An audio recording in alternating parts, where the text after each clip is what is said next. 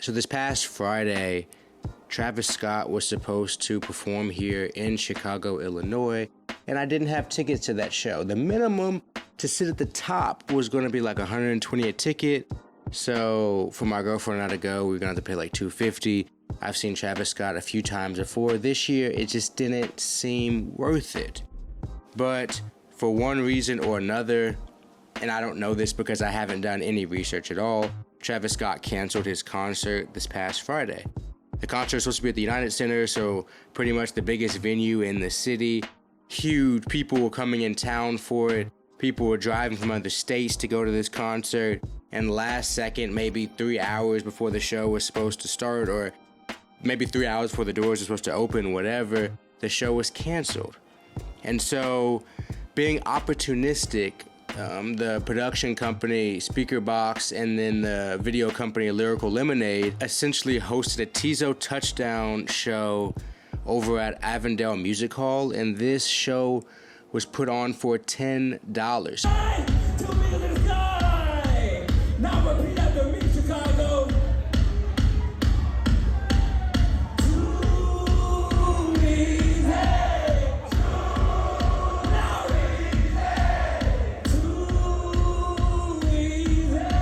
Strangely enough, okay, the fees are getting ridiculous. If a show is $10, I feel like the fees should be $3. Shouldn't the fees correspond to the ticket price?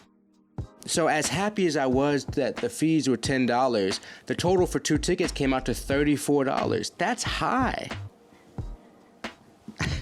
$7 a ticket for the fee?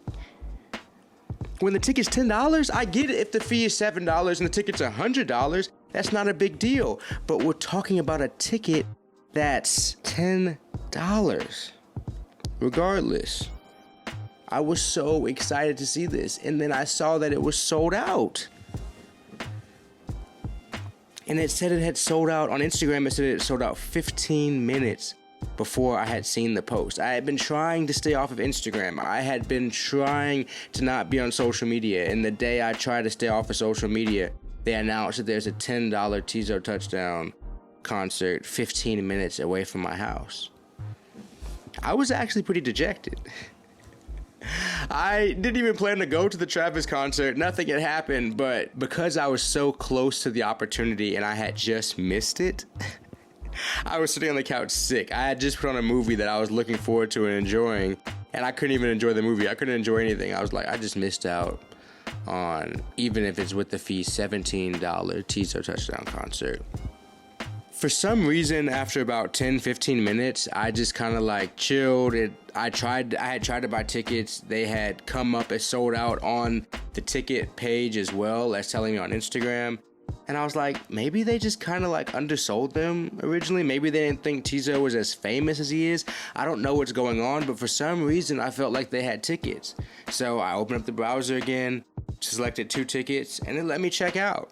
I don't know what happened, to be honest. I actually have no idea why they let me check out right there, or when they hadn't let me like 10-15 minutes earlier. If maybe you guys have some insight into how this ticket sales game goes or whatever. They weren't resale tickets because they were sold by Avondale Music Hall, at least a smaller venue ticket seller. So it wasn't like StubHub or Ticketmaster where you get like the verified resales. No, I don't know what happened. But I was able to buy 2 tickets, and all of a sudden, like, I just had such a jolt of emotions because I had just found out the concert existed. I had just found out that I wasn't going to be able to go. And then I had now just spent $34, and now I needed to get a lift over there. And the show was starting in an hour and a half, and I hadn't ate dinner yet. Life comes at you pretty fast, it seems like now with social media, because of how quickly you can find out about things. I was like, this show couldn't even really have happened if social media wasn't a thing. Because they booked the venue clearly last minute. They booked the artist last minute. Nothing was planned. The only way this could have happened was to be on Instagram and tell people, hey, y'all, pull up. It's just for the kids.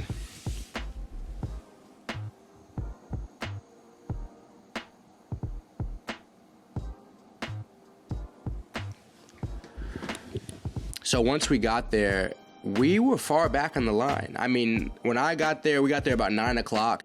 Doors were supposed to open at 8:30. There was a line wrapped around the block, at least 500 people long. The average age looked to be about 14 to 16 years old, so I did feel a little bit out of place, but I saw some people my age, some mid-20s to 30-year-olds. Tizo's getting bigger. And I looked up Tizo's age the other day. He's 31. That surprised me. Bro has the spirit of a 17-year-old. So we waited in line, and I stood next to the most annoying kid I have ever met. And it was actually crazy how it happened, because as I walked up, he just started walking up next to me, and he was like, "Hey, bro, we got to cut this line. No cap." I said, "Who are you?" I'm sitting here with Nicole, with my girlfriend, and this dude's walking up to me telling me I need to go cut the line with him. He's wearing shorts and a t-shirt. It's probably about 45 degrees outside.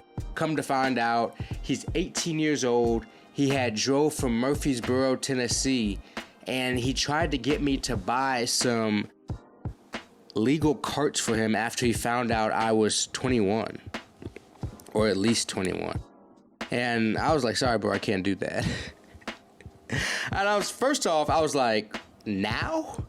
We're in line. How am I gonna buy you cards?" He's like, "No, I get your number, and then as long as you hit me up by Sunday, I can get you something from the dispensary." I was like, "Bro, I'm not about to risk a felony for you. I actually don't even want you standing next to me in line right now." I had to stand next to him in line for a good 45 minutes. Luckily, he started bothering the people behind me. I felt bad for them that I was just so happy he was leaving me alone.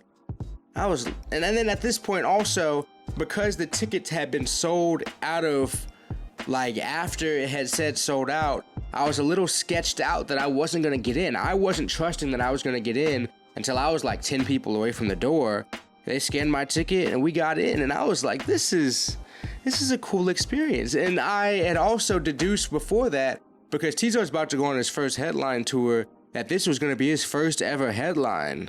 He had never headlined, and it was a sold-out show. So he's headlining his first ever show, sold out after a canceled Travis Scott concert. It felt historical.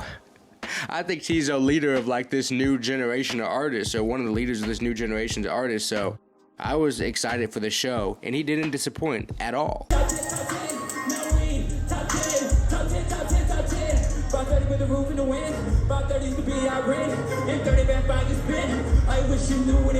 He went on at about 10:30, so I got there at 9, so I'd already been standing and chilling for about an hour and a half, an hour of that out in the cold.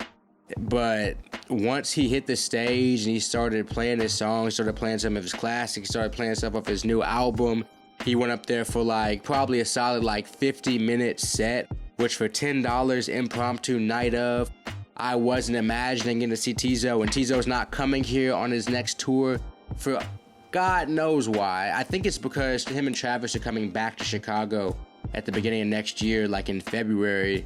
So he's kind of using that. But I'm like, Tizo, his tickets are $100 and something. Your tickets are $30. Come back for the people. Clearly, you have a fan base in Chicago. It's sold out.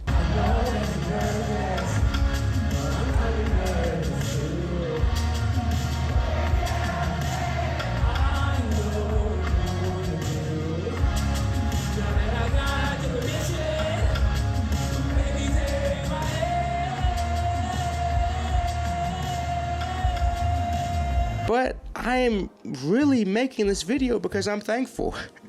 I'm thankful that Tizo decided to do a $10 show for the people. I'm thankful that there are companies that are flexible now, like Speakerbox and like Lyrical and Lemonade, who can be creative and come up with new solutions to getting the artists that people want to see in front of them, and not for some exorbitant price. He could have sold it out for $25. He could have sold it out for $30. He probably could have sold it out for $40, especially considering there are people who paid up to $300 to $500 to see Travis Scott. So what's a $30 concert to somebody who just paid $500? But he didn't do that.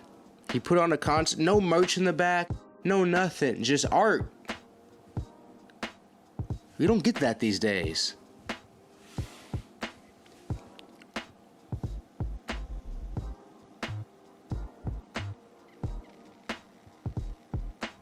I doubt it, but if any big artist is saying this, or any up-and-coming artist is saying this, don't forget about the people. If you get the opportunity to perform for people for cheap, and your fans and people who are willing to drop everything in their life in 2 hours to come see you. Because there were other people there that were not planning on going to Travis. People who had just bought tickets once they saw it on Instagram, just like me. If you're an artist and somebody's willing to do that, you should feel blessed, and you should feel that you owe that to your fans. I don't know why Travis canceled, but I am so happy he did. He gave me the chance to see a Texas legend, in my opinion, in Tizo Touchdown.